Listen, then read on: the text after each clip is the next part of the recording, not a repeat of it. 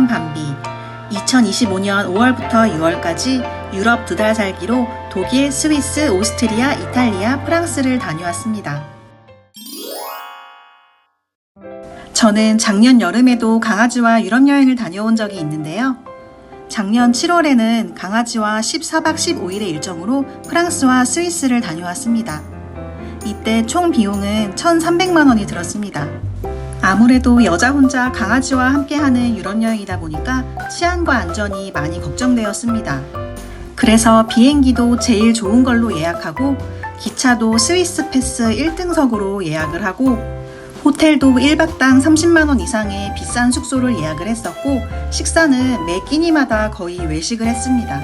그런데 실제로 제가 강아지와 같이 유럽 여행을 해보니까 생각보다 안전과 치안이 그렇게 위험하지 않았고 그리고 굳이 비싼 돈을 많이 들여서 여행할 필요는 없겠다는 생각이 들었습니다. 그래서 강아지와의 유럽 여행 비용도 아끼려고 하면은 충분히 아낄 수 있겠다는 생각이 들었습니다.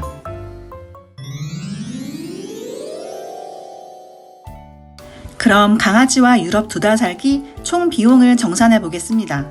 저는 2달 동안 강아지와 총 5개국을 여행했고 총 비용은 1,900만 원이 들었습니다. 강아지와 유럽 2달 살기 총 비용을 항목별로 분류하면 다음과 같습니다. 비용이 많이 들은 순서대로 보면은 첫 번째는 숙소가 870만 원으로 가장 많은 비용이 들었습니다. 그 다음은 항공요금, 그리고 스위스에서의 생활비, 이탈리아에서의 생활비, 프랑스에서의 생활비 순서로 나타났고 다음으로는 강아지 항공기 요금, 독일, 오스트리아, 동물검역, 기타의 순으로 나왔습니다. 첫 번째로 가장 많은 비중을 차지한 것이 숙소였는데요. 아무래도 58박 59일 유럽 2달 살기 장기 여행이다 보니까 숙소 비용이 가장 많이 나왔습니다. 그래도 저는 이번에는 최대한 저렴하고 제일 싼 숙소로 예약을 했고요. 그리고 강아지와 있기 때문에 싱글룸이나 더블룸으로 예약을 했습니다. 그리고 강아지와 숙박을 할 경우에는 대부분의 호텔들은 강아지 요금을 별도로 요구하였습니다. 1박당 보통 10유로에서 30유로를 요구했고요. 에어비앤비에서는 별도의 강아지 요금을 요구하지는 않았습니다. 두 번째로 많은 비중을 차지한 것은 항공요금입니다. 저는 강아지와 탑승하다 보니까 외국 항공사보다는 국내 항공사가 편할 것 같아서 아시아나 항공 비즈니스 클래스를 이용했습니다. 보통 국내 항공사 유럽 노선 비즈니스 클래스는 기본 400만 원대 이상인데요. 저는 운이 좋아서 제일 싼 날짜에 출발하고 제일 싼 날짜에 돌아오는 식으로 예매해서 360만 원에 예매를 했습니다.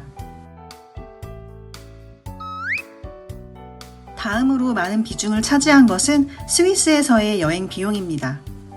스위스에서 17일 동안 여행하면서 270만 원을 사용을 했고요. 안 그래도 스위스는 물가가 비싼 걸로 유명한데 이때 당시 스위스의 환율이 1,700원까지 올라가서 이번 유럽 2달 살기 국가별 여행 비용 중 1위로 나타났습니다. 저도 스위스의 물가가 비싸다는 것을 잘 알고 있기 때문에 스위스에서는 정말 소비를 자제하면서 지냈는데도요. 1위를 나타났습니다. 역시 스위스는 풍경값을 하네요. 다음 4위는 이탈리아에서의 여행 비용으로 나타났는데요. 15일 동안 130만 원을 사용했습니다. 사실 이탈리아 물가 자체는 그렇게 비싸지 않았는데요. 제가 이탈리아에서 돌로미티라는 곳을 다녀왔는데 그 돌로미티라는 지역이 물가가 특히 비쌌습니다. 지출 비용 6위로는 강아지 항공요금으로 나타났습니다. 강아지도 항공요금을 따로 지불해야 되는데요. 유럽 노선 항공노선 왕복으로 68만 원이 지출되었습니다.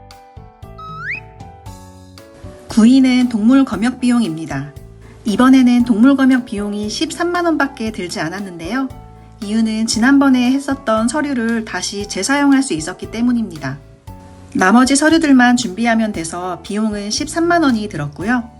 만약에 강아지와의 유럽 여행을 처음 준비하신다면 동물 검역 비용은 40만 원대에서 50만 원대 정도로 생각을 하시면 될 것 같습니다.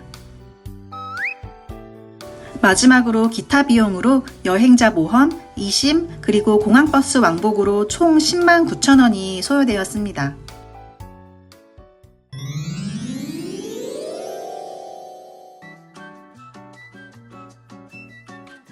유럽 2달 살기 비용 중에서 숙소가 870만 원으로 1위를 차지했는데요. 그래서 국가별 숙박 비용에 대해서 분석을 해보았습니다. 국가마다 진행 기간이 달라서 1박당 평균 요금을 내면은 다음과 같습니다.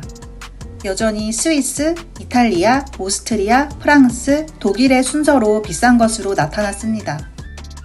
스위스는 물가가 비싸기 때문에 원래 숙박요금 자체도 비쌌는데요. 그런데 스위스는 숙박요금 이외에도 강아지 요금과 도시 세금을 굉장히 철두철미하게 받아갔습니다. 그리고 이탈리아는 베네치아, 베로나, 밀라노에서의 숙박요금은 굉장히 저렴했지만 이탈리아의 돌로미티 지역에 있는 오르티세이와 볼차노라는 지역의 숙박요금이 굉장히 비쌌습니다. 그래서 이탈리아의 전체 평균 요금도 올라간 것 같습니다. 그리고 프랑스에서는 10만원 이하의 굉장히 저렴한 에어비앤비를 예약했었는데요.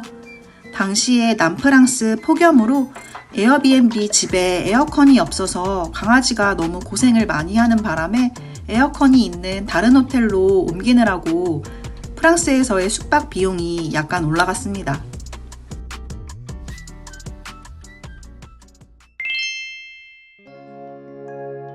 다음은 국가별 총 비용인데요. 숙소를 포함한 금액은 스위스, 이탈리아, 프랑스, 독일, 오스트리아의 순서로 나타났습니다. 숙소를 제외한 국가별 총 비용도 아까와 같은 순서로 나타났습니다. 다음은 1일 평균 비용인데요. 숙소를 포함할 경우에는 스위스, 프랑스, 오스트리아, 이탈리아, 독일의 순서로 나타났습니다. 다음은 숙소를 제외한 국가별 1일 평균 비용인데요. 스위스는 하루에 16만원, 프랑스는 하루에 10만원, 이탈리아, 독일, 오스트리아는 1일 평균 비용이 10만원 이하로 나타났습니다. 특히 1일 평균 비용이 제일 비싼 스위스와 제일 저렴한 오스트리아는 거의 3배 정도 차이가 나는 것을 볼 수 있습니다. 다음은 전체 지출 비용을 항목별로 분석해 보았습니다. 교통비가 가장 많은 지출을 차지해서 150만원으로 나타났습니다. 참고로 교통비 150만원에서 절반 이상이 스위스 패스 비용이었습니다. 스위스 패스 15일권 플렉스를 80만원에 예약을 했고요. 가끔 캐리어를 끌고 먼 거리를 가야 될 경우에는 우버나 볼트 어플을 이용해서 택시를 이용하였습니다. 유럽의 택시비는 한국보다 많이 비싼 편이었습니다. 다음으로 많은 비중을 차지한 항목은 식사비로 145만원이 나왔습니다. 레스토랑에서 식사한 외식비를 의미하고요. 독일, 프랑스, 이탈리아는 음식이 생각보다 맛있어서 하루에 한 번 이상은 레스토랑에서 꼭 외식을 했었고요. 보통 한 끼 외식을 할 경우에는 평균적으로 한 끼에 약 7만원 정도 지출을 했습니다. 다음으로 많은 비중을 차지한 항목은 마트의 식품 구입비입니다. 총 104만원을 지출했습니다. 외식비가 너무 비싸다 보니까 숙소에 주방이 있는 에어비앤비인 경우에는 마트에서 구입한 식재료나 한인마트에서 구입한 한국 음식으로 요리를 해서 먹었습니다. 다음으로 많은 비중을 차지한 항목은 숙박 세금과 강아지 숙박요금입니다. 기본 숙박요금 이외에도 강아지 요금과 도시 세금을 별도로 요구하였습니다. 다음으로는 관광 입장료가 43만원이 지출되었습니다. 관광 입장료는 대부분 스위스와 이탈리아 돌로미티에서 많이 지출되었고요. 그 이외에는 도시 시내 구경이나 자연 풍경을 구경하다 보니까 입장료가 들지는 않았습니다. 다음으로 간식비는 33만원이 나왔습니다. 여행 중이라 긴장해서인지 갈증도 많이 났고 6월 이후부터는 날씨가 더워서 아이스크림이나 탄산음료를 자주 사 먹었습니다. 다음은 기타 항목인데요. 감기 기운이 있어서 약국에서 약을 2번 정도 사 먹었는데 유럽은 약값이 생각보다 비쌌습니다. 마지막으로 기념품은 4만 원이 나왔습니다. 지난번 강아지와 첫 번째 유럽 여행에서는 가는 곳마다 기념품들을 다 구입했는데요. 하지만 막상 구입해도 쓰지 않아서 이번에는 강아지와 처음 가보는 도시들만 마그넷을 구입을 했습니다. 강아지와 2번 이상 방문한 도시들은 기념품을 구입하지 않았습니다. 그리고 유럽은 화장실 이용료가 유료여서 화장실 이용료를 몇 번 결제를 했습니다.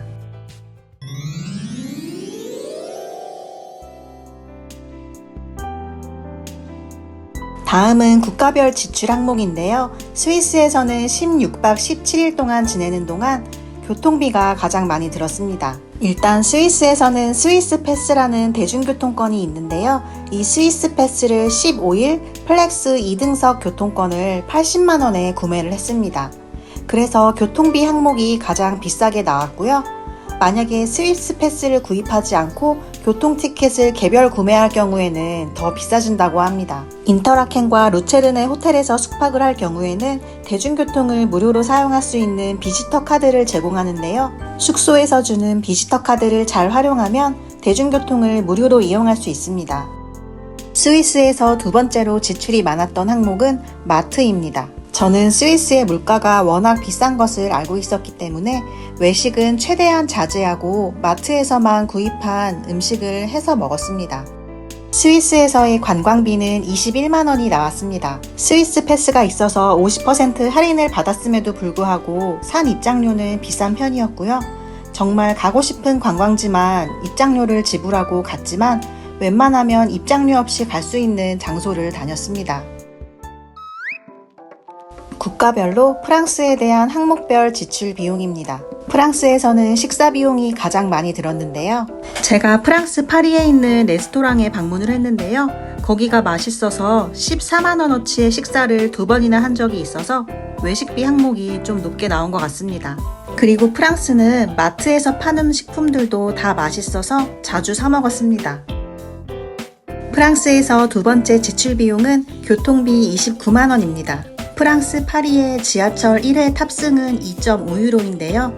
당시 6월 말이라 더웠어서 가까운 한정거장의 거리도 다 지하철을 타고 다녔고 또 마지막 날에는 공항을 택시를 타고 가서 교통비 항목이 조금 높게 나온 것 같습니다.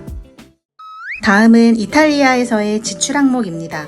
이탈리아에서도 식사 비용이 49만 원으로 가장 많이 나타났습니다. 저는 이탈리아 음식이 제일 맛있었는데요. 특히 베네치아에서 먹은 해산물 파스타나 해산물 샐러드가 생각보다 맛있어서 한 끼당 5만원에서 7만원 정도임에도 매일 외식을 했습니다. 심지어 이탈리아는 마트에서 파는 레토르트나 인스턴트 식품들도 다 맛있었는데요. 티라미수나 스프리츠 같은 거는 마트에서 사 먹는 것과 레스토랑에서의 가격 차이가 4-5배 이상 나서 웬만하면 마트에서 사 먹었습니다. 그리고 이탈리아 베네치아에서는 바포레토라는 수상버스를 탑승해야 되는데요.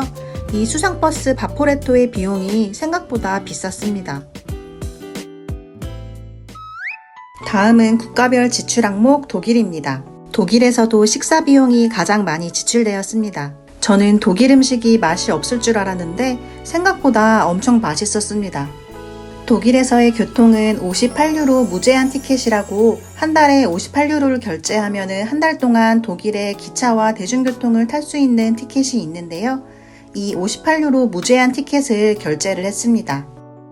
저는 스위스를 방문하기 전에 독일을 먼저 방문했는데요. 스위스의 물가가 너무 비싸서 웬만한 강아지 사료나 웬만한 한국 음식들은 모두 독일의 마트에서 미리 구입을 해서 갔습니다.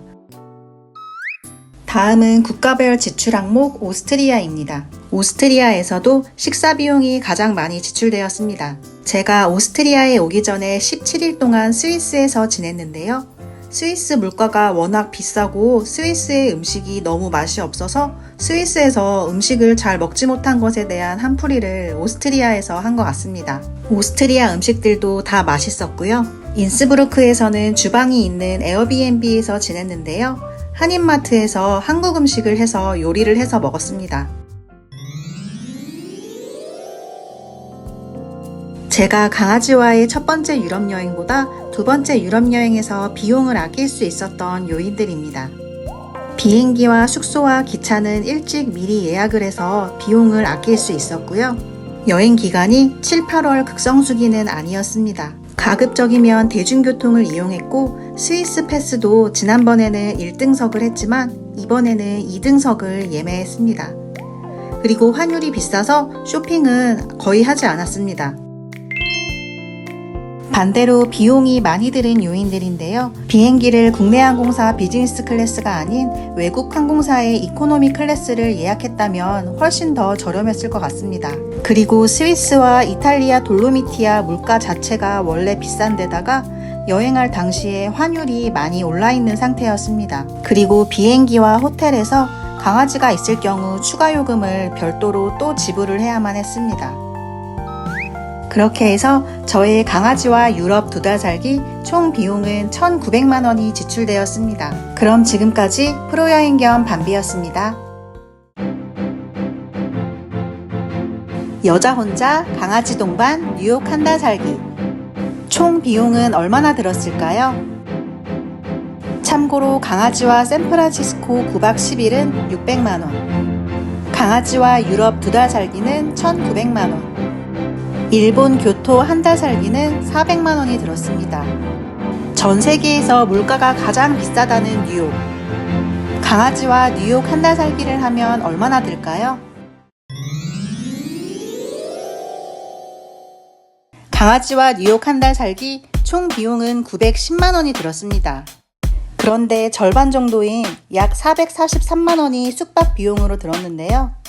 숙박비가 이 정도로 많이 들면 제가 엄청 좋은 숙소에서 머물렀을 거라고 생각하시겠지만 제일 저렴한 숙소로 예약한 게 저 가격이었고요.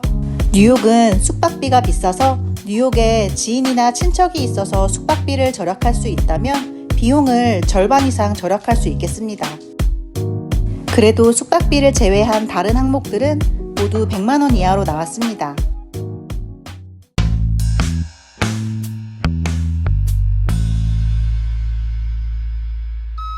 항공요금은 76만 원이 나왔습니다.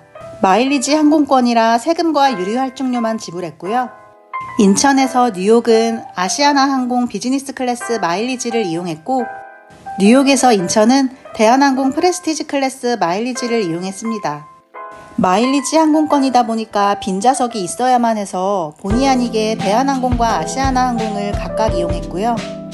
다들 알고 계시겠지만 마일리지 항공권의 비즈니스 클래스 예약이 정말 자리가 없거든요. 그래서 수개월 전부터 항공사 홈페이지에 가서 마일리지 항공권 빈좌석이 있는지를 매일 들여다봤고요. 그냥 좌석이 있는 날 출발하고 좌석이 있는 날 돌아오다 보니까 본의 아니게 11월에 뉴욕 여행을 하게 되었습니다. 아시아나 항공은 비즈니스 클래스 좌석이 정말 안 풀리는데 그래도 대한항공은 출발하기 3개월 전부터는 비즈니스 클래스 대기 좌석이 조금 풀리기는 했습니다.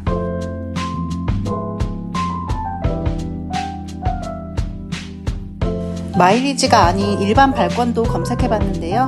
가끔 운이 좋으면 에어프레미아라는 항공사에서 이코노미 클래스를 7, 80만 원대의 티켓을 내놓는 경우도 있었습니다.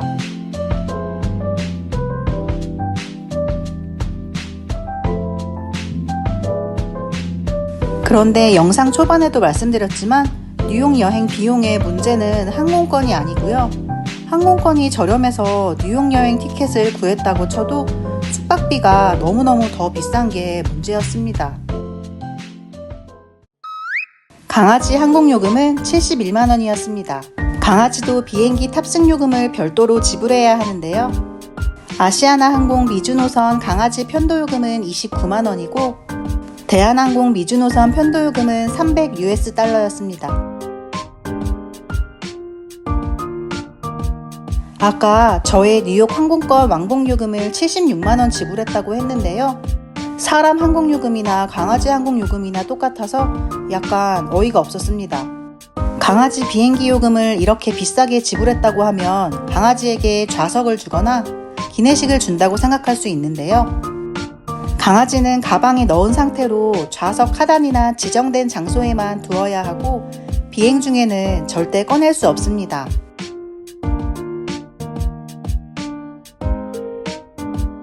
심지어 아시아나 항공은 올해 8월부터 인천공항 라운지에 반려동물 출입을 금지하고 있고요.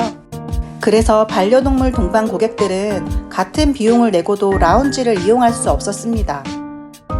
그리고 아시아나 항공 비즈니스 클래스는 비행기 이착륙 시 강아지를 머리 위 짐칸 또는 옷장에 보관해야 한다는 규정이 있습니다.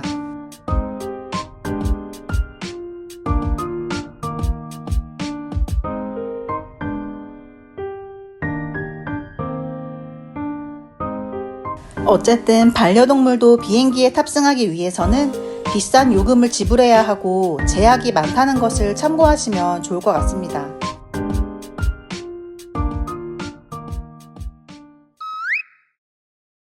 숙박비는 443만원입니다. 뉴욕 한 달 살기 중에 숙박비가 가장 큰 지출 분야 1위로 나타났고요. 맨하탄은 너무 비싸서 처음 2주는 브루클린, 나머지 기간 동안에는 퀸즈에서 머물렀습니다. 브루클린에서 14일 동안 머문 비용은 1,929달러, 퀸즈에서 10일 동안 머문 금액은 1,300달러였습니다. 물론 더 저렴한 숙소가 있긴 있었는데요. 너무 맨하탄과 떨어져 있거나 아니면은 대중교통이 다니지 않을 정도로 교통이 안 좋은 곳이었습니다. 사실 뉴욕 한 달 살기를 망설였던 첫 번째 이유 중에 하나가 비싼 뉴욕의 숙박비인데요. 호텔을 검색해봤을 때 숙박비가 진짜 엄청 비쌌습니다. 여행 기간이 짧으면 상관없는데 뉴욕 한 달 살기다 보니까 어쩔 수 없이 장기 숙박을 해야만 했는데요. 그나마 제일 저렴했던 숙소가 1박당 20만원대 초반인데요. 맨해튼에서도 잘 찾아보면은 20만원대 초반의 숙소들을 찾을 수 있긴 있었습니다. 그런데 저는 강아지와 장기 여행을 해본 경험상 꼭 주방이 필요했고요. 그래서 호텔보다는 에어비앤비를 선택을 했습니다. 그래서 처음 2주 동안은 브루클린에 있는 에어비앤비를 2주 정도 1,900달러에 예약했습니다. 주방과 욕실을 공용으로 사용하는 에어비앤비는 그나마 저렴한 편이었고요. 이 에어비앤비는 저 말고도 다른 손님들도 이렇게 방마다 머무르는 구조였습니다. 방은 각자 쓸 수 있는 방이었고 강아지와 단둘이 지내기에는 나쁘지 않았습니다.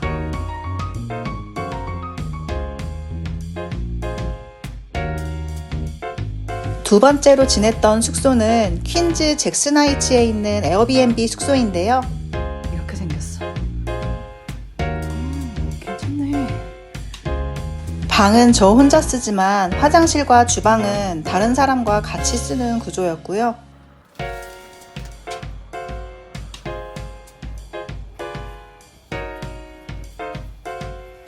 화장실이랑 방이랑 가까운 건 좋다.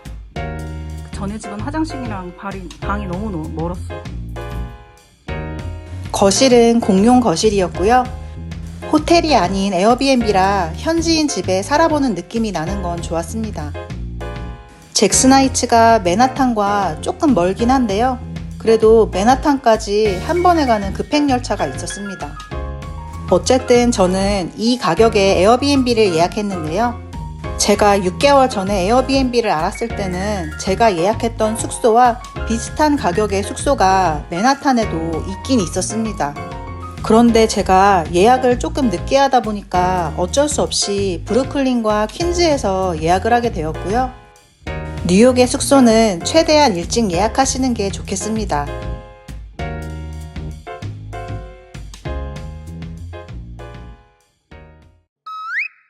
공항 이동 교통비는 18만원이 나왔습니다. 뉴욕 JFK 공항의 교통은 지하철, 버스, 우버가 다양하게 있는데요. 저는 강아지도 있고 짐도 무겁다 보니까 안전도 생각해서 뉴욕 한인 택시를 예약했습니다. 뉴욕 콜택시라는 업체를 예약했고요. JFK 공항에서 브루클린까지는 65달러, 잭슨하이츠 숙소에서 JFK 공항까지는 50달러를 지불했습니다.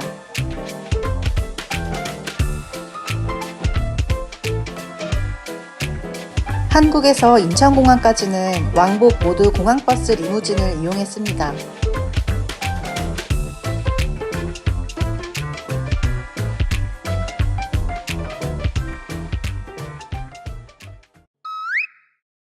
뉴욕에서의 교통비는 29만 원이 나왔습니다. 되도록 대중교통만 탑승했고요. 택시는 딱 2번만 탑승했습니다.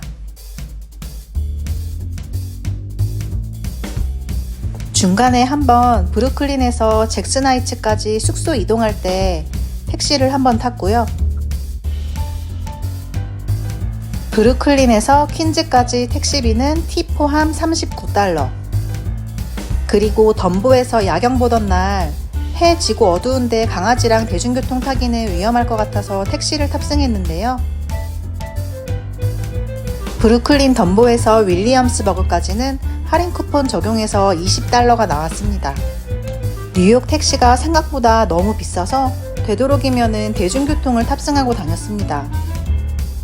참고로 뉴욕의 버스와 지하철 요금은 1회당 2.9달러이고요. 일주일 기준으로 12번 이상 탑승 시 그 이후는 무료라고 합니다. 당연히 버스와 지하철 간의 환승 할인도 가능했고요.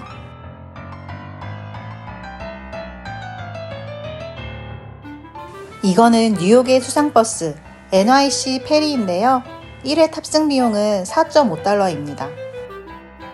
1회 탑승 비용은 4.5달러이지만 10회로 끊으면 29달러에 끊을 수 있어서 자주 탑승하실 분들은 10회권으로 끊으시면 좋을 것 같습니다. 1회로 끊으면 4.5달러인데 10회권 묶음으로 끊으면 29달러여가지고 자주 탈 거면은 10회 묶음으로 하면은 조금 싸게 탈 수 있어요.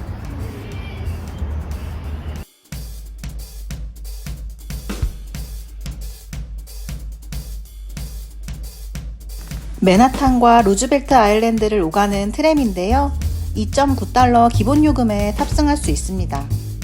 환승 할인도 가능했고요. 케이블카처럼 맨하탄의 풍경을 한눈에 내려다볼 수 있어서 마치 지난번에 강아지와 스위스 여행에서 케이블카를 탑승했던 추억이 떠올랐습니다.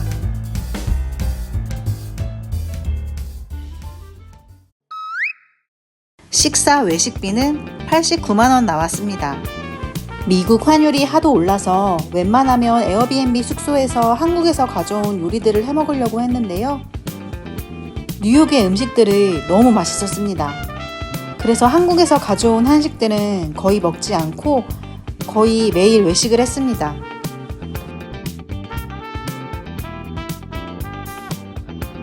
뉴욕까지 왔으니 스테이크는 먹어봐야 할 것 같아서 올드 홈스테드 스테이크를 방문했고요. 뉴욕에 살고 있는 친구랑 방문했는데 2인 기준 260달러가 나왔습니다. 그리고 뉴욕은 직원이 서빙하는 식당인지 아닌지에 따라서 가격 차이가 많이 났는데요. 뉴욕에 사는 친구와 함께 타이 음식점에서 먹은 비용은 팁 포함 90달러.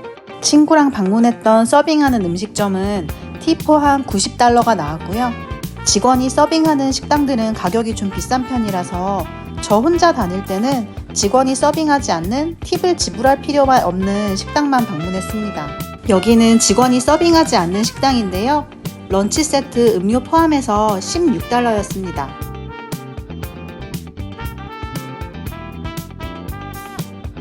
할랄 가이즈는 음료 포함 15달러였고요.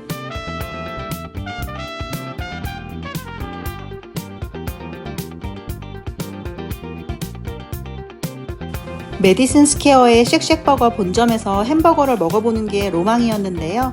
버거와 햄버거를 주문한 가격은 13달러였습니다. 맛은 한국이랑 비슷한데요. 그래도 뉴욕에서 주는 그 느낌은 달랐습니다. 뉴욕 시내 곳곳에 지점이 많았던 멕시칸 푸드 치폴레는 보통 15달러에서 19달러 정도 했습니다. 루크스 랍스터의 랍스터롤은 30달러.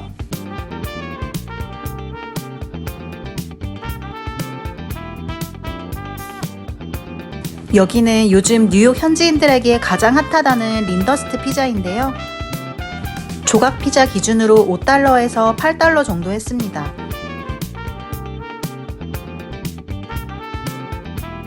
뉴욕의 명물하면 베이글인데요. 베이글 안에 어떤 토핑을 넣느냐에 따라 가격 차이가 많이 났습니다. 연어까지 추가하면은 12달러에서 16달러 정도 했고요.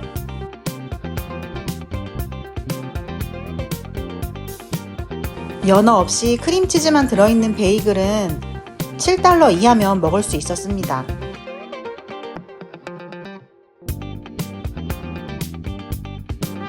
센트럴파크 근처의 그레이 파파야에서 핫도그 2개와 음료수를 먹은 가격은 약 8달러. 로스타코에서 타코 2개를 주문한 가격은 약 13달러.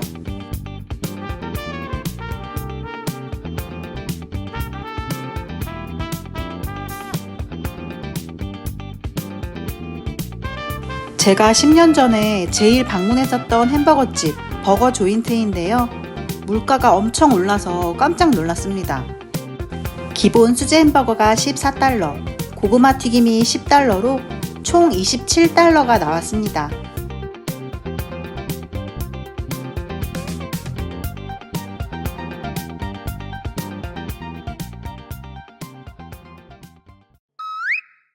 간식비는 46만 원이 나왔습니다. 뉴욕에서 제일 먹어보고 싶었던 루벤 쿠키인데요. 쿠키 가격이 6달러부터 7달러 정도 했습니다. 환율까지 고려하면 거의 만원 정도 되는 가격이고요. 만원짜리 쿠키라니.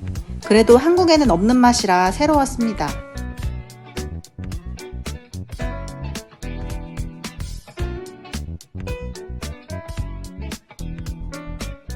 일반 카페에서 팔고 있는 디저트 가격들이고요. 보통 3달러에서 7달러 정도 했습니다.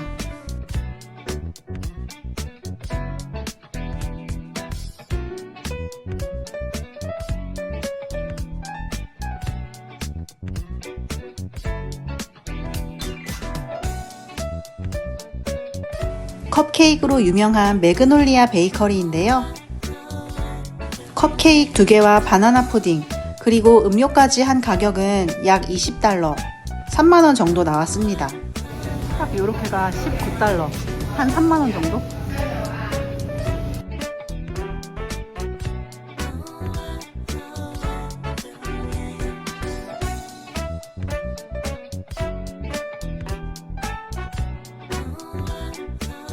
여기는 뉴욕의 스타벅스 리저브인데요. 이렇게 해가지고 16달러, 24,000원.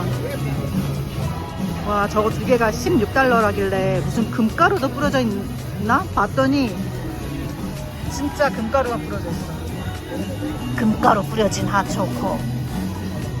저기 있는 금가루가 반짝반짝. 금가루가 사르르르르르르 해가지고 여기에 다 들어온 것 같아, 밤비야, 그치?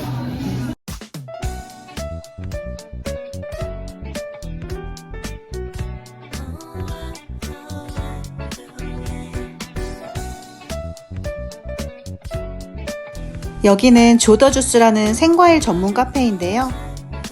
외출하다 보면 앉아서 쉴 곳도 필요하고 화장실도 가야 해서 잠깐 방문했던 카페인데 주문하다가 가격 보고 깜짝 놀랐습니다. 이렇게 다 해서 17달러, 음료수가 12달러, 케이크가 5달러. 여기도 잠깐 추워서 들어온 동네 카페인데요. 가격이 엄청 비쌌습니다. 케이크 하나랑 음료 하나가 16달러가 나왔고요. 동네 카페인데 전반적인 가격은 이랬습니다.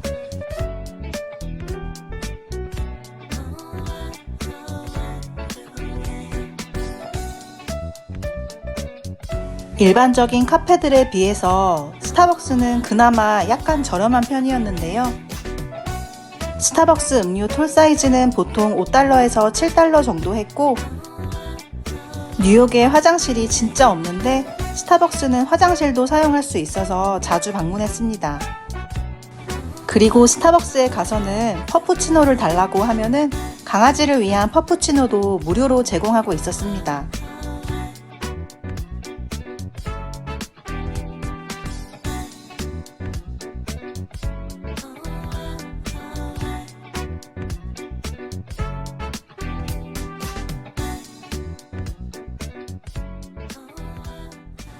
마지막으로 친구 만나서 스프리츠 칵테일 2잔 시킨 거는 37달러가 나왔습니다. 마트에서 쇼핑한 비용은 35만 원이 나왔습니다. 강아지 먹을 고구마와 닭가슴살 구입하러 마트에 방문해서 사용한 비용이고요. 먹을 고구마 담았어요. 밤비 먹을 고구마. 뉴욕 외식비는 비싼데 마트에서 파는 식품 비용은 그렇게 비싸지 않아서 마트에서 식사를 해결하면 식비를 많이 아낄 수 있었습니다.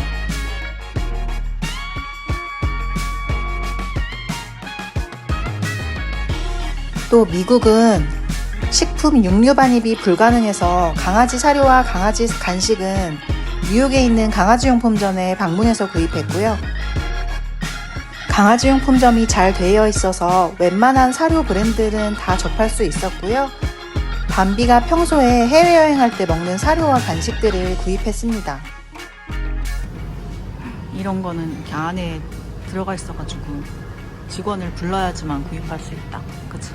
강아지 영양제도 다양하게 판매하고 있어서 몇 개 구매했고요.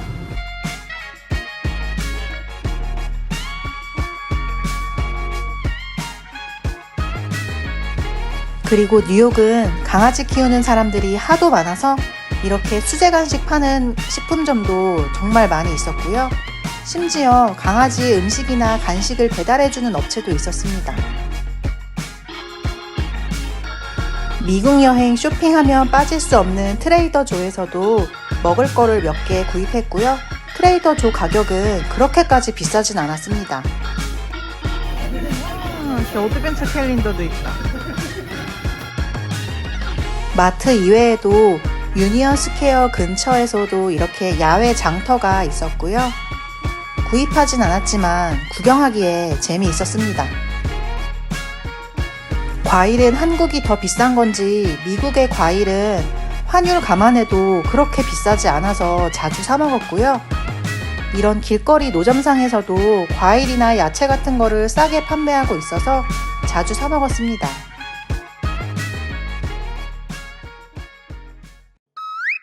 쇼핑은 95만 원이 나왔습니다. 환율이 올라서 쇼핑은 자제했는데도 의외로 쇼핑 비용이 많이 나왔습니다. 기념품은 타임스퀘어 근처에 있는 기념품 가게는 많이 비싼 편이었고요. 월스트리트 근처에 있는 기념품 가게가 좀 저렴한 편이었습니다.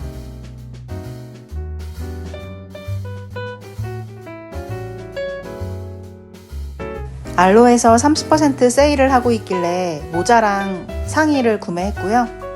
강아지랑 같이 쇼핑할 수 있어서 좋았습니다. 미국의 다이소. 다 5달러 이하로 판다는 미국의 다이소. 이따 가보자.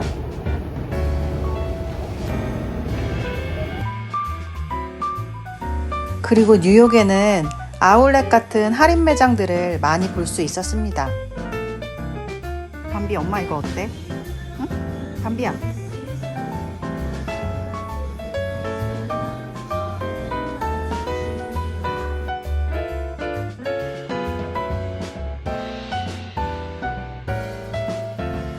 또 한국에는 없는 미국 약들도 몇 개 구입했고요.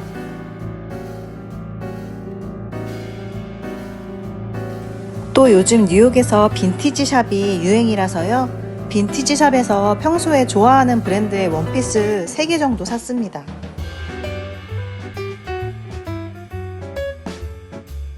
뉴욕은 서울만큼 펫 프렌들리하진 않았는데요. 그런데도 쇼핑몰들은 강아지와 동반 입장이 가능해서 강아지와 함께 쇼핑을 할 수 있는 건 좋았습니다. 관광비는 비용이 들지 않았습니다. 뉴욕에 정말 많은 관광지들이 있는데요. 입장료를 지불해야 하는 유람선이나 전망대, 버스 투어는 아예 이용하지 않았었고요. 뉴욕의 미술관과 박물관은 강아지 입장 불가라서 못 갔던 것도 있습니다. 그래도 뉴욕까지 온 김에 전망대라도 올라가 보려고 했는데요. 서밋이라는 전망대는 강아지 입장 불가였고요. 탑 오브 더 락이라는 전망대가 강아지 동반이 가능하다고 하길래 가격을 알아봤는데요. 제일 저렴한 티켓이 $50이고 제가 10년 전에 가본 적이 있어서 이번에 따로 또 방문하진 않았습니다.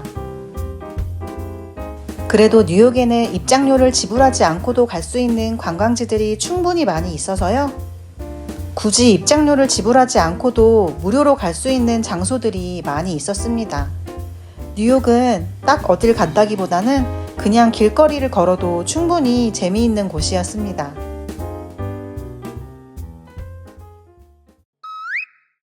통신과 보험은 10만원입니다. 미국 eSIM 20기가를 32,000원에 구입했고요.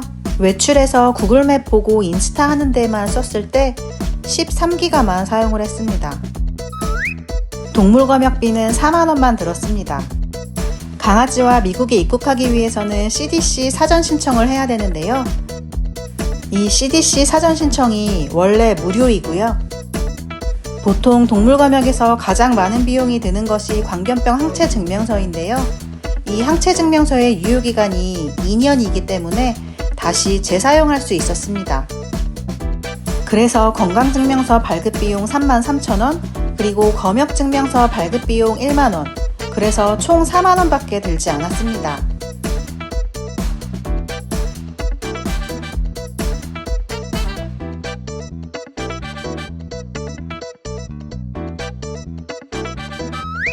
이번에는 미국 비자도 비용이 들지 않았습니다. ESTA는 유효기간이 2년 이내인데요. 작년 1월에 발급받은 것이 있어서 이번에는 비용이 들지 않았습니다. 참고로 현재 이스타 발급 비용은 $40라고 합니다.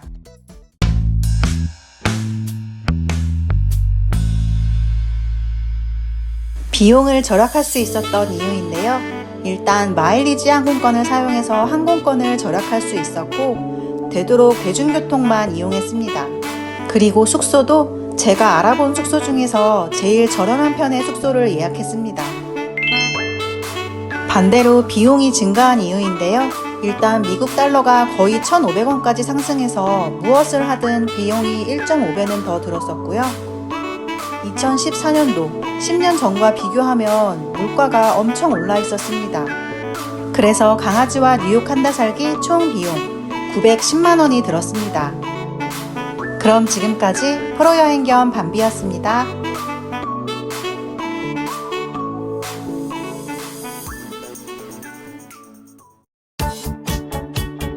프로여행 겸 밤비. 지난 1월 설날에 9박 10일의 일정으로 미국 샌프란시스코에 다녀왔습니다. 강아지와 미국 샌프란시스코 여행 총 비용은 600만원이 들었습니다. 강아지와 함께한 미국 샌프란시스코 여행 총 비용과 꿀팁을 공개합니다.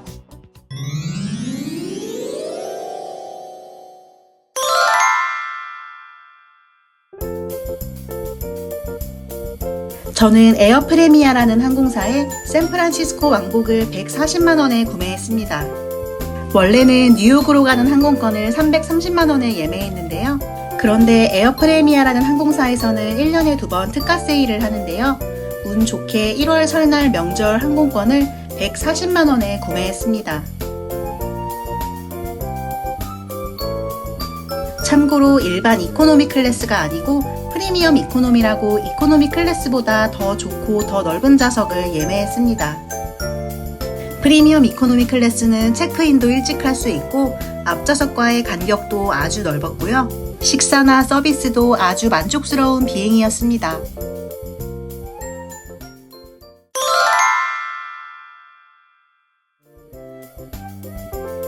강아지도 비행기 요금을 따로 지불해야 하는데요.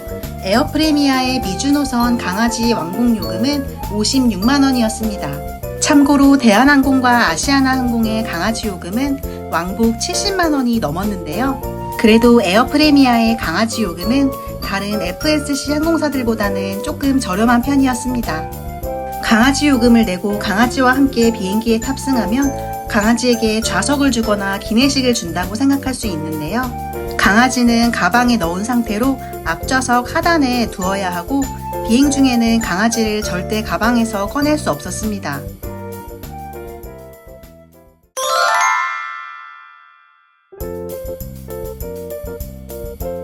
호텔 요금은 총 255만원이 나왔습니다.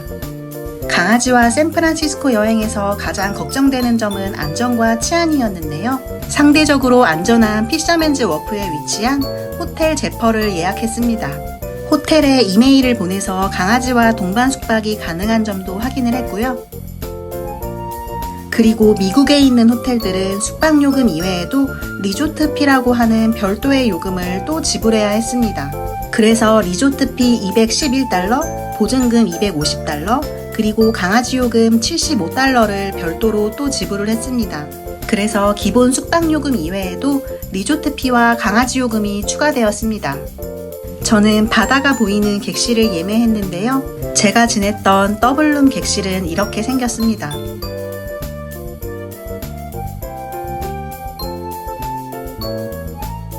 여기는 두 번째로 지냈던 클럽쿼터 호텔인데요. 금융가에 위치해서 노숙자가 별로 없고 여기는 강아지 요금과 리조트피를 받지 않아서 클럽쿼터 호텔을 두 번째 호텔로 예매했습니다. 그리고 미국의 호텔들은 강아지와 입실할 경우에 서약서를 작성하게 되어 있습니다. 원래는 3박에 65만원인데 할인 쿠폰을 적용해서 45만원에 예매했습니다.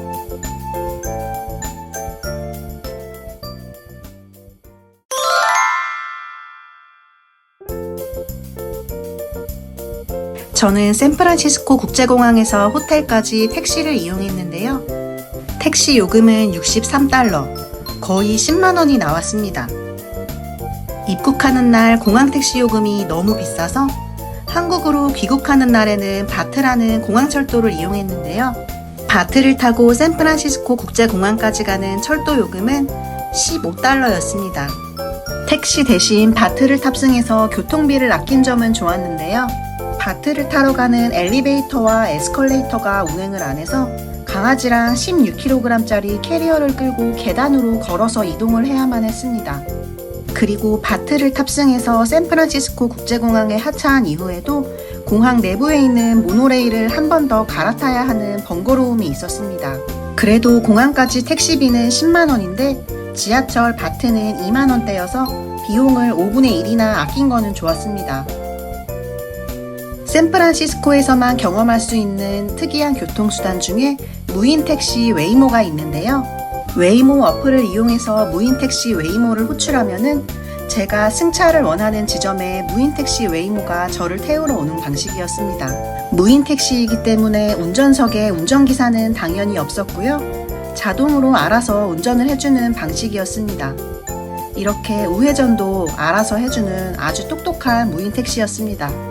강아지와 함께 택시를 탑승할 때도 눈치 보지 않고 탑승할 수 있어서 웨이모 택시를 3번 정도 이용했는데요.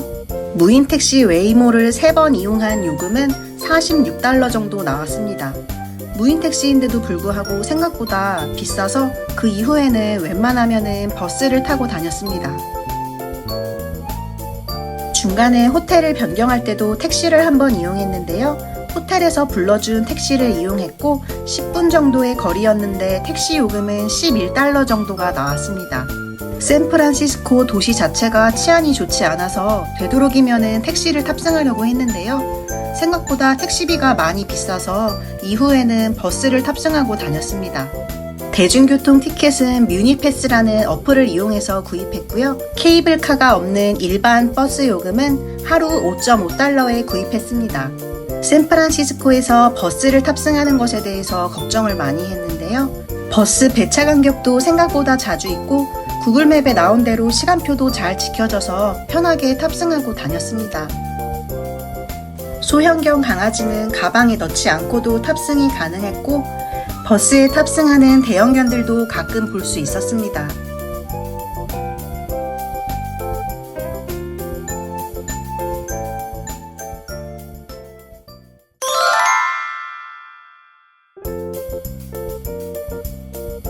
쇼핑은 한국에서는 팔지 않는 약품 위주로만 쇼핑을 했고요. 총 56만원이 나왔습니다. 샌프란시스코에서는 약을 구매할 때 여권이나 신분증을 제출하게 되어 있고요. 그리고 샌프란시스코가 치안이 정말 안 좋은 건지 드럭스토어에 있는 모든 물품들이 저렇게 유리장 안에 들어가 있고 직원 호출벨을 눌러야만 쇼핑을 할 수 있었습니다. 이거를 보고 샌프란시스코의 치안이 실감이 났습니다. 강아지랑 샌프란시스코 여행 온 기념으로 기념품도 구입을 했는데요.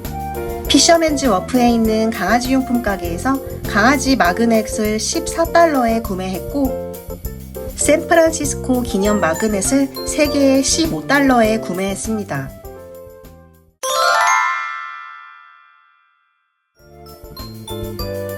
샌프란시스코 여행에서 가장 많은 비중을 차지한 것은 외식비였는데요. 아무리 관광지라고는 하지만 이 냉동 랍스터롤이 36달러, 54,000원이었고요. 인앤아웃 버거 세트가 11달러, 17,000원이었고요.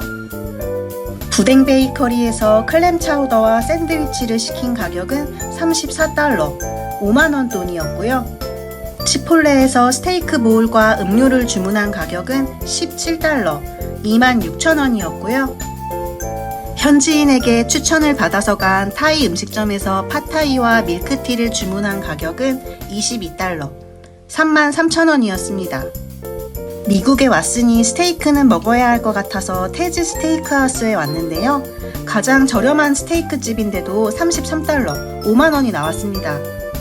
미국의 대학생들이 먹는다는 슈퍼두퍼 버거에서 햄버거와 프라이와 음료를 시킨 가격은 17달러, 22,000원이 나왔고요. 김치버거로 유명한 햄버거집에서 김치버거와 마늘 후라이를 주문한 가격은 23달러, 35,000원이었습니다. 루크스 랍스터에서 주문한 랍스터롤과 감자칩 세트는 32달러, 48,000원이었습니다. 가는 식당들마다 외식비가 너무 비싸서 진짜 깜짝 놀랐습니다. 샌프란시스코의 최저시급은 18달러라고 하는데요. 한국에서 온 여행객들에게는 부담스러운 물가였습니다. 음식들이 가격은 비싼데 맛이 없고 짜기만 해서 약간 불만족스러웠는데요. 그래도 한국에서 가져온 라면과 햇반으로 식비를 아낄 수 있었습니다. 미국은 육류 반입이 안 되기 때문에 육류가 들어있지 않은 식품들만 챙겨왔고요. 어쨌든 한국에서 가져온 식품들로 끼니를 때우면서 그나마 식비를 아낄 수 있었습니다.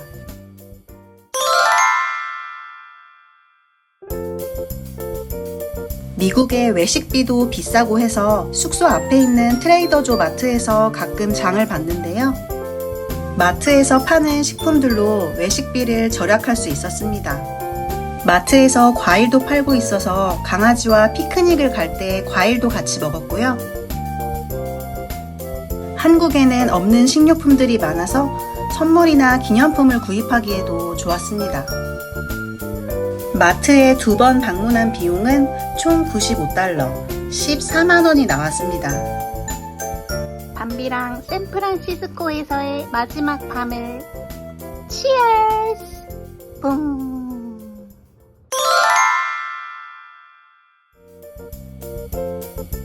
유럽의 스타벅스는 강아지의 실내 출입이 불가능했는데요. 샌프란시스코의 스타벅스는 강아지의 실내 출입이 가능했습니다. 그리고 유럽과 미국의 스타벅스에 가면은 퍼푸치노라고 해서 강아지를 위한 메뉴를 무료로 주문할 수 있는데요.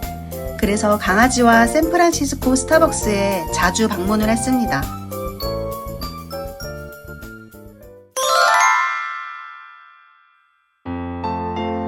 미국을 입국할 때는 육류 반입이 금지되어 있기 때문에 강아지 사료도 미국에서 따로 구입을 했는데요. 강아지 용품점에서 로얄 캐닌 사료와 시저캔을 5만원에 구입했습니다. 그리고 미국은 정말 강아지들의 천국이었는데요. 강아지 용품점에 갔더니 이렇게 강아지 유치원이나 강아지 미용 등이 굉장히 세분화 있게 잘 되어 있었습니다. 또 미국 샌프란시스코는 굉장히 펫 프렌들리해서 강아지 가방을 사용할 일이 별로 없었습니다. 동네마다 강아지 공원이 꼭 하나씩은 있었고요. 굉장히 깨끗하고 잘 관리가 되어 있는 모습이었습니다. 또 샌프란시스코 어딜 가도 강아지 배변 봉투가 항상 준비되어 있었습니다. 강아지와 유럽과 미국을 여행하면서 느낀 점은 유럽은 대형견들이 훨씬 더 많았는데요. 샌프란시스코는 대형견 절반, 소형견 절반, 대형견과 소형견이 반반씩 있는 비율이었습니다.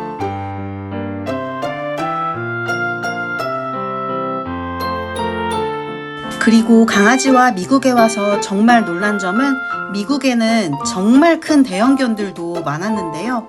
그렇게 정말 큰 대형견들이 목줄도 없이 오프리쉬로 하는 거를 보고 조금 많이 무서웠습니다. 그리고 미국은 한국과 다르게 맹견을 키우는 사람들도 많아서 맹견에 의한 물림사고도 조심해야 한다고 합니다.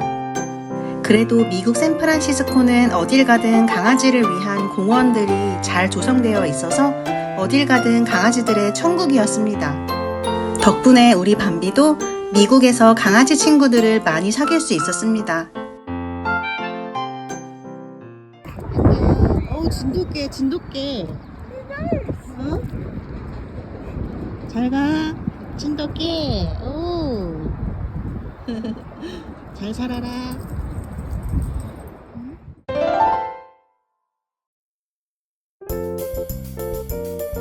샌프란시스코에서의 관광비는 별로 들지 않았는데요. 관광비는 총 15,000원이 들었고요. 샌프란시스코의 전경을 한눈에 내려다볼 수 있는 코이트 타워의 입장료가 15,000원이었습니다. 샌프란시스코에는 입장료를 지불하지 않고도 갈 수 있는 관광지들이 굉장히 많이 있었는데요. 팰리스 오브 파인아트나 금문교, 이런 공원에서 돗자리만 깔고 여유를 즐길 수 있어서 입장료를 지불하지 않고도 갈 수 있는 관광지들이 많이 있었습니다.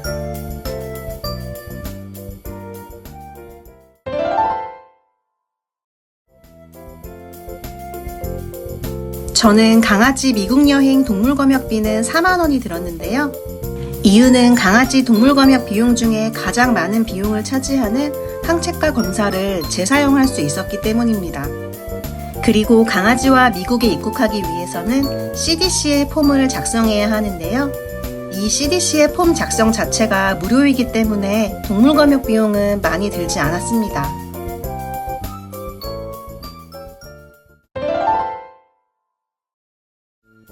마지막 기타 비용으로 인천공항까지 가는 택시비가 6만원, 공항버스비는 17,000원이 들었고요. 이스타 비자 신청비와 미국 2심 통신 비용이 소요되었습니다.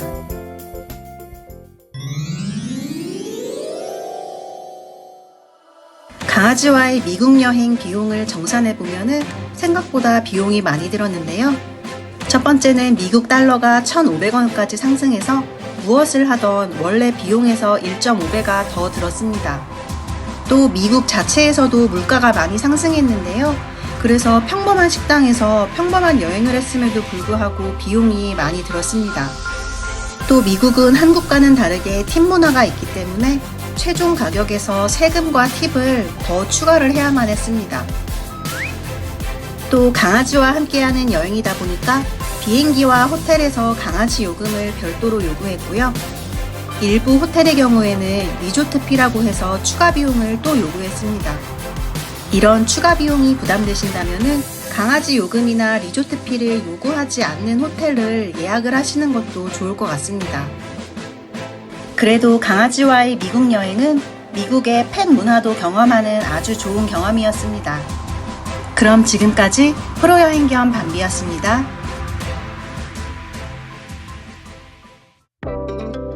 오늘은 교토 한 달 살기 총 비용을 정산해 보겠습니다. 제가 교토 한 달 살기 비용을 정산해 보니까요. 본인이 불편함을 감수할 수 있고 하고 싶은 거를 참을 수 있으면 비용이 저렴해지지만 그 반대의 상황이면 비용이 증가한다고 볼 수 있겠습니다. 첫 번째는 비행기인데요. 저는 김포공항 출발, 오사카 간사이공항 대한항공 편을 총 27만원에 예약을 했습니다. 저는 현재 제가 백수라는 장점을 살려서 가격이 제일 싼 날짜에 출발했고요. 가격이 제일 싼 날짜에 귀국을 하였습니다. 보통 화요일과 수요일 평일이 제일 저렴해서 그 날짜에 출발을 했습니다. 원래는 대한항공 김포공항 출발, 오사카 간사이공항 도착은 31만원이었는데요. 대한항공 현대카드 할인 쿠폰 5만원을 적용해서 27만원에 예매를 했습니다. 교토 한 달 살기 숙소는 총 157만원이 들었습니다. 일본은 비행기는 비싸지 않았는데요. 그런데 숙소가 너무 비싸서 정말 교토 한 달 살기 못할 뻔했습니다. 제가 예약하던 시기에 교토의 호텔 값이 거의 두세 배 정도 상승해서요. 저는 에어비앤비를 알아봤고요. 교토대학교 근처에 있는 1박당 7만원대의 에어비앤비를 예약을 했습니다. 자세한 후기는 더보기란에 링크를 올려놨고요. 물론 1박당 5만원 이하의 더 저렴한 에어비앤비도 있었습니다. 그런데 위치가 너무 외져 있거나 한눈에 딱 봐도 시설이 너무 오래돼 보여가지고요. 저는 그런 불편함을 감당할 자신이 없어서 그냥 교토대학교 근처에 있는 이 에어비앤비를 예약을 했습니다. 교토 한 달 살기다 보니까 비용이 조금 부담됐는데요. 2주 예약했을 때 거의 100만 원이었고요. 저는 2주에 100만 원이라는 비용도 부담이 되어서 일단 이 에어비앤비는 2주만 예약을 했습니다. 교토의 숙박비가 너무 비싸서 일단은 에어비앤비를 2주만 예약을 했다고 했는데요.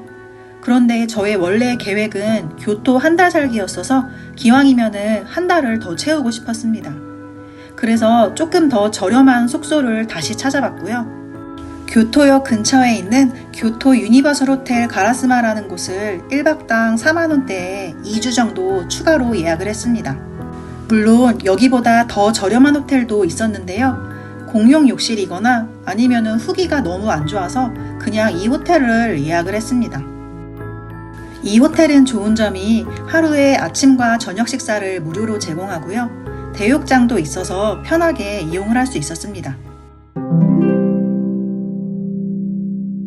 교토 한 달 살기를 하면서 예상치 못하게 지출이 많았던 분야는 교통비인데요. 총 20만 원이 들었습니다. 일본이 대중교통 요금이 비싸고 민영화가 되어 있어서 환승 할인이 안 된다는 거는 예전부터 알고 있었는데요. 예전에는 여행을 짧게 하다 보니까 이런 점이 불편하지 않았는데 한 달 살기로 여행 일수가 길어지다 보니까 교통비가 생각보다 꽤 많이 부담이 되었습니다.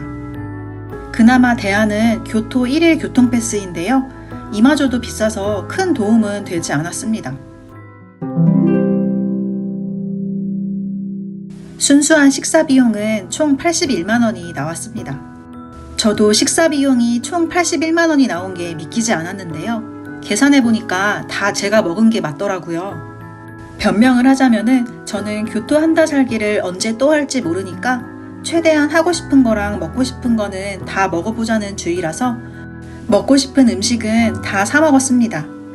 그리고 일본이 생각보다 외식비가 비쌌는데요. 보통 일반적인 한 끼 식사가 1,500원에서 2,000엔 정도 했었고 거기다가 관광객을 대상으로 하는 외식비는 3,000원에서 4,000원대로 굉장히 비쌌습니다. 그리고 한국에도 있는 맛이라면 참을 수 있지만 이거는 일본 교토에만 있는 음식이라서 참을 수가 없더라고요. 간식비는 총 32만 원이 들었습니다. 식비 81만 원에 비하면 간식비 32만 원은 양호하다고 해야 될까요?